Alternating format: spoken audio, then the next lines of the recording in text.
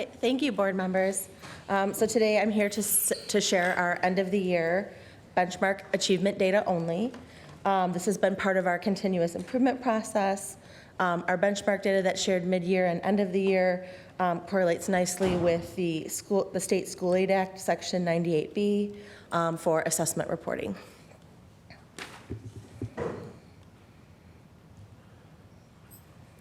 So just some quick reminders. We do our benchmark assessment screener. It's given in grades K through 9, 3 times a year. We use the FastBridge assessment. It is computer adaptive, so the questions adjust as students answer the questions would adjust up or down based on how the students answer those questions. It replaced our old benchmark assessment NWA from 2020 and previous years, so we've been using it for approximately 3 years now. It is a universal screener so that it tells us which students might need support from us with our interventionists and learning specialists, and it supports MTSS, which stands for Multiple Tiered Systems of Support. We do use additional tools aside from our FastBridge screener to progress monitor students and then decide on goals and groups that we might need to pull for support or intervention.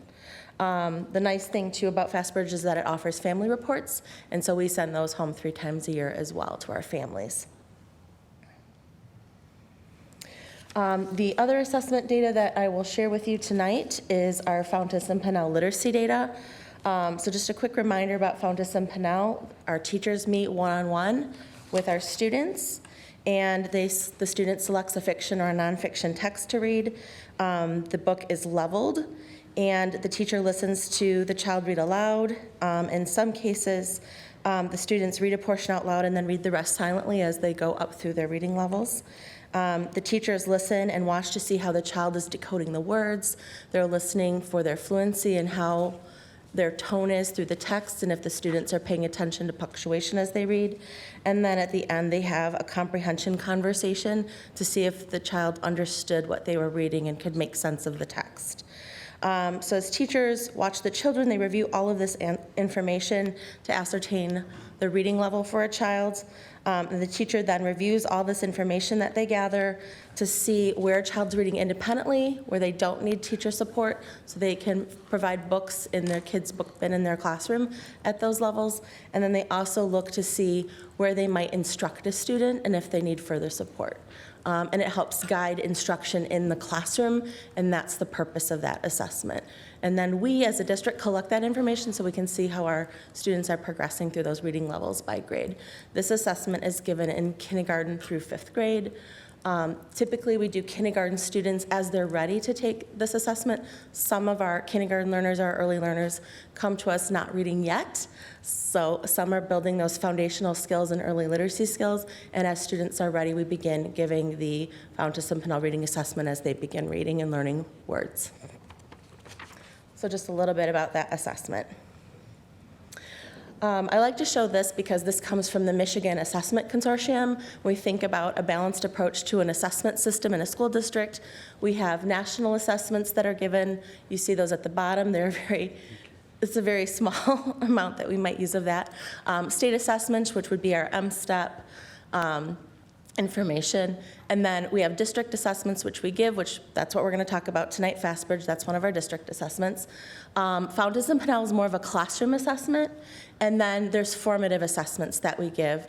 And you can see that that takes up the largest chunk at the top of the triangle. Teachers do this every day, breathing in and out of a classroom, where they might share a learning target with the students of something they're learning, like can we count pennies, right? Or can we trade in a nickel for 5 pennies. So, and then they're looking to see if the students are meeting the learning target, and they're assessing the learning and observing the students as they're using coins. This is just an example. And that's a formative assessment. They're watching to see how the students are doing. It's a performance assessment, but it's also considered a formative assessment because it's happening right there live in the classroom while students are learning with their teacher and they have a learning target. So I like to share this to show you that in a balanced assessment system, formative assessment and classroom assessments take up the heaviest amount of lift to support learning in a classroom. At the end of the day, we know all of this assessment work is important because When we think about what learning looks like in a classroom, this is for all of our students. We use this information along with observation and feedback in classrooms. Aside from student work samples, their readers and writers notebooks, this is all data that we use when we're looking to guide practice in a classroom and make decisions about instruction and learning. So this is just an overview slide of the data that you're about to see. So we're going to take a look at just our district overview of how we did this year from fall to spring with A reading, our adaptive reading, and adaptive math with FastBridge, and then a district overview of our Fountas and Pinnell data. So when we take a look at our adaptive math, which is given in grades K through 9, with the FastBridge assessment, the benchmark assessment score that you see here is based on criterion used to predict risk. Benchmark scores are based on cut scores at each grade level, at each testing window, and it's an increasing benchmark score across the year within each grade level. The goal, it really helps us, it's a screener to see how kids did with core instruction in the classroom. The goal from FastBridge is that 80% or more of students will exceed the low-risk benchmark. And so this graph shows how the percentage of students at the benchmark for each testing window, how they did with adaptive math at each window. We can see that in the fall, 84% of our students in grades K through 9 were at the benchmark in the fall. The benchmark expectation increases with each window. Kids grow anywhere from 4 to 10 points across the school year, depending on the grade level. We can see in the spring that 83% of our students were at the benchmark expectation. The light purple color denotes the students who are meeting or exceeding the benchmark. The dark purple indicates those who are close to the benchmark or considered low risk. The light pink denotes the students that have some risk, and the dark pink denotes the percentage of students that have high risk. So when we look at the spring, 4% of our students are at high risk of not meeting benchmark expectations in a grade level, and we're looking at those students to provide the most intensive supports. So far, the trend with the high-risk group over the last years has remained between 4 and 5%. When we're thinking about the way that we look at our tiers of support in a multi-tiered support system, or MTSS, the goal is always, when looking in core instruction, which is in the classroom, that we're at least meeting the needs of 80% of our students. At tier 2, what you would see in any district is that we're at least, it would hover around 15% of students that might need that tier 2 or extra level of support. And then tier 3 is usually around 5% of students. And so what we're seeing here is what you would typically see in a multi-tiered systems of support. This is what we want to see in the data.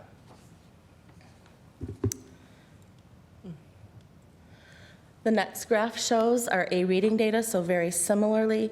A reading is given in grades 1 through 9. Kindergarten takes early reading. We're going to see that data in just a little bit.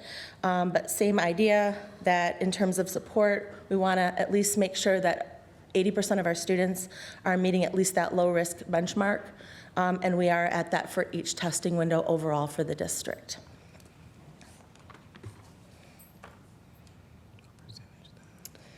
These next graphs show normative growth. So norms compare grade levels to national norms. It's a peer-to-peer comparison. It compares each student's ranking as compared to students in the same group. So this particular report shows normative growth of students across the year. The red would be considered flat growth. The gold is modest growth, the green is typical growth, and the blue is the 85th percentile or higher, which shows aggressive growth from fall to spring across our school year. So this answers the question, this growth report shows growth across the school year, and this answers the question, how effective was our Tier 1 and our interventions? We want to maintain students who are at grade level benchmark in the fall and increase the number of students not at the fall target, and ensure students who are above the target stay above the target and continue to grow. The students in the bottom 20th percentile, we know will need some intervention to meet benchmarks, and so we've been providing that all year long. Students may need to be watched closely or need intervention across a school year. What we can see here, and I just want to remind people of how this is different from the percent of students at benchmark compared to our norms or normative growth. When we're talking about 30% or at the 30th percentile, we're not talking about percent. We're not talking about kids that have 30% mastery. We're really talking about kids based on growth at the 30th percentile. So that means they scored on this assessment. If we were to rank the kids from 0 to 100 and a child was at the 30th percentile, that means across the nation with growth, 70% of students did better than that student and 29% of students performed lower than that particular student. So that's what we're talking about when we talk about normative growth. So they're looking at their growth across the school year and their percentile ranking in the nation with growth. So that's what this data is showing you. So when we look at our higher end, it's comparative, and these students may stand out as being in the top of the class or may need enrichment. When we look at that teal color, we can see in the spring we had 33% of students in that 85th percentile or higher.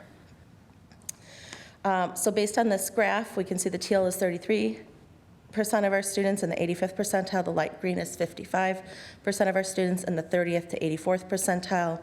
The orange and gold color shows that 6% of our students in the 20 to 29th percentile, and we have 6% of our students that are in the 0 to 19th percentile. And what I put for you on the bottom for both reading and math is the number of students.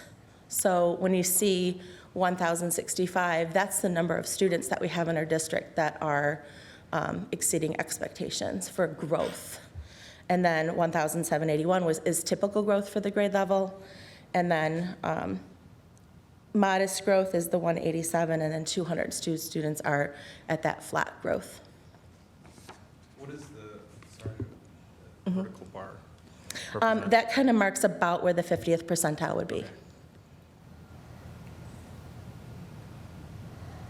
And then this is the same data, the normative growth compared to national norms, growth from fall to spring across the school year. And then again, you see the percent of students that are within that percentile ranking based on growth.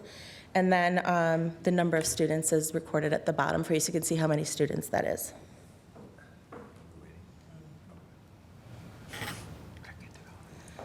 Okay, so that's FastBridge, just overall overview with Fountas and Pinnell. So our district data, right? So children typically grow anywhere from 2 to 3 reading levels across a school year.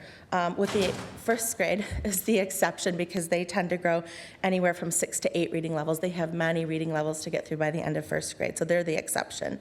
So this data shows that we had 81% of students meeting grade level expectations in the fall in grades 1 through 5. If you remember, kindergarten gets assessed closer towards January because many of them are learning how to read. In the spring, we have 81% of students meeting the grade level expectations for the end of the school year. Students who are approaching expectations are typically students who are still within the grade level. They might just to be 1 or 2 reading levels off of what the end of the year cut is. It doesn't mean they didn't make growth. All of our students start in a different place with reading. The does not meet expectations area means that children are anywhere from 3 to 6 reading levels behind their peers. It doesn't mean they didn't make growth. It just shows what we're showing you right now is just where we ended this school year with support with K through 5.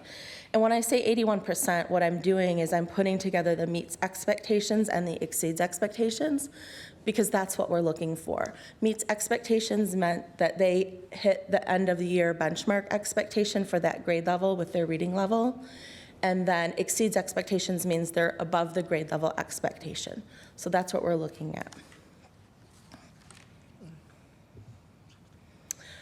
This next is sort of a deeper breakdown. This is for you here by grade level. So we're diving down a little bit deeper into the data. So when we look at A math for K through 9, we can see that 2nd, 3rd, 4th, 7th, and 8th grades pretty much maintain the percent of students at benchmark from fall to spring. We can see that kindergarten, 5th, 6th, 9th show just a slight decrease in the percent of students at benchmark. First grade shows an increase, and keep in mind that the benchmark expectation increases with each testing session, fall, winter, and spring. They have a higher expectation to meet. What we see here is A reading, and I've included kindergarten, which takes early reading, which is a different assessment. We know that the A reading is computer adaptive. Early reading are one-on-one assessments done by the teacher. So there's 4 one-minute tasks that the kids have to complete in kindergarten, and there's different tasks that they have to complete at each testing window. So one of the things that we're noticing here, so children, we know children are on grade level, they're just trying to reach a higher benchmark. We can see slight increases for the spring assessment window in grades 1, 2, and 3. 4th, 5th, 6th, 7th, 8th, and 9th remained about the same from fall to spring.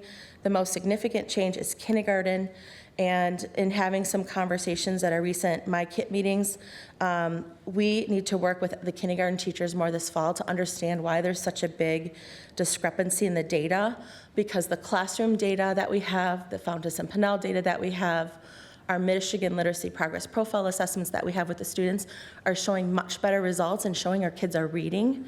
So we're trying to understand why some of these basic early literacy skills, these 1-minute time tests, kids are not scoring as well on. So we have some work to do with our kindergarten teams this fall to understand why that discrepancy is happening when our other data is showing us a counter narrative to how our students are doing.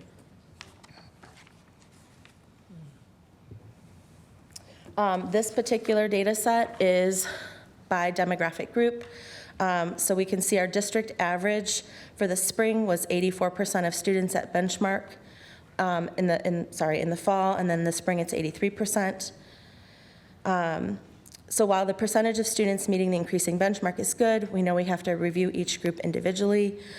We can still see that there's work to do with students experiencing poverty, students with IEPs, and Black African American students from this data set. Just shows how the students scored across the district from fall to spring.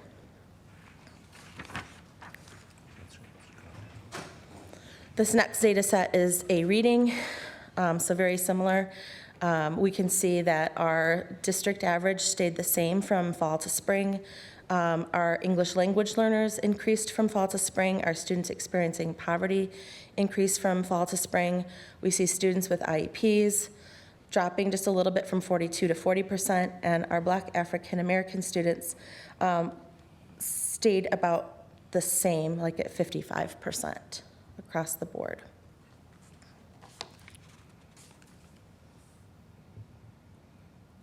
I wanted to take the opportunity to take some time to share about Wing Lake as well, because they have their own assessments that they do for students. And what you're seeing here is the 2-year math average, so from fall of 21, winter of 22, all the way through to spring of 2023. So in the last 2 years, the math scores have increased by 1.27 points. Wing Lake was sharing that they now have data, which they've taken 3 years in a row. So they have something for staff to see and look at student growth over time using some formative and informative assessments to enhance the learning environment at Wing Lake. We know that the teachers are using this data to work individually with students and drive instruction in their classrooms. Due to the severity of Wing Lake students' medical needs, the winter scores tend to decline a little bit due to student illness and absence, but students are able to make up for lost skills and typically show gains in the spring benchmark. Their building growth, student growth goals for the last 2 years have shown student growth in all classrooms, something to be super proud of. 2 years ago, it was a math goal, and this year it was a literacy goal tied to social and emotional learning. Same thing with literacy. We see the 2-year trends, and they've gone from 5.3 on average with their assessment to 5.59, and we can see an increase up to 6.7 this spring. So in the last 2 years, their reading scores have increased by 2.07 points. Wing Lake was also able to work together as a school community, become a no place for hate school. They've involved students and families and staff in designing a pledge that was in the core, a language that all Wing Lake students can understand. They are the first in the country to use core language in this way. Wing Lake was proud to work together to welcome and include all students and work together to make their community a better place. There's a Wing Lake Playground Committee that's comprised of staff, and they developed a plan for improving their playground. And they look forward to future collaboration with the district and Board of Education related to this work as well. And they successfully raised $18,000 at their Top Golf fundraiser that was held on June 4th. So I just want to share that with you. Congratulations. Yeah, I think Rebecca's here. Do you want to add anything? No, thank you. Okay. You're welcome. Thought I'd ask because I know you're here. So the next set of slides, and I'm just going to go over one of them so that we can move ahead, but what we see is Conant here. And so when we look at the top left graph, right, it indicates the students that met the benchmark expectation in math. It shows you all 3 testing windows, so fall, winter, spring. Obviously, we're looking at the purple because we want to make sure over 80% of our students are above that low-risk benchmark. We can see in the fall, they were at 84%. In the winter, they were at 83%. And then in the spring, they were at 82%. So when you read that, fall, winter, spring goes from left to right. When we look at the bottom left graph, that's the A reading assessment. So we can see in the fall, they were at 79%. In the winter, 81%. And in the spring, 82% of students meeting or exceeding the benchmark expectations. When we take a look at the upper right-hand corner for Fountas and Pinnell, we can see that over 80% of their students in the fall in grades 1 through 4 were meeting or exceeding expectations for reading based on their reading level at that time of year. In the spring, right, the scores change a little bit because now we've added in kindergarten. So in looking at all of our kindergarten through 4th grade students, we can see that at Conant, there are 85% of students meeting or exceeding the reading benchmark for the end of the school year. So each building has a graph, 4 graphs in it, just like this, so that you get a breakdown by building of how each site did. I would also like to note that for further detail, already on our transparency dashboard as part of the State School Aid Act, we are also asked to give a breakdown by building, by demographic group. And so there's additional detail that you would find on our transparency dashboard as well. So I'm going to move ahead because each building is very similar, but I just wanted to explain the graphs and how to look at those. The additional data that I always like to share with you is we get some of our preliminary MSTEP, and one of the things that the state looks at is how many students, based on that read by grade 3 law, if they do not pass the MSTEP assessment, are supposed to be considered for retention. That law has changed, and starting in the spring of 2024, we still have to follow the students that may need support based on the MSTEP, but we will no longer have to retain them in 3rd grade because of their MSTEP score. But we still have to provide support and interventions and assessments and monitor those students based on their MSTEP scores. So this is the first year. It's very similar to our previous years where we had less than 1%. In the previous 2 years, we didn't have any students that needed to be retained. This year, we had 3 total out of our entire 3rd grade student body that took the MSTEP assessment this spring. We've met with the families. The principals have taken time to talk to them.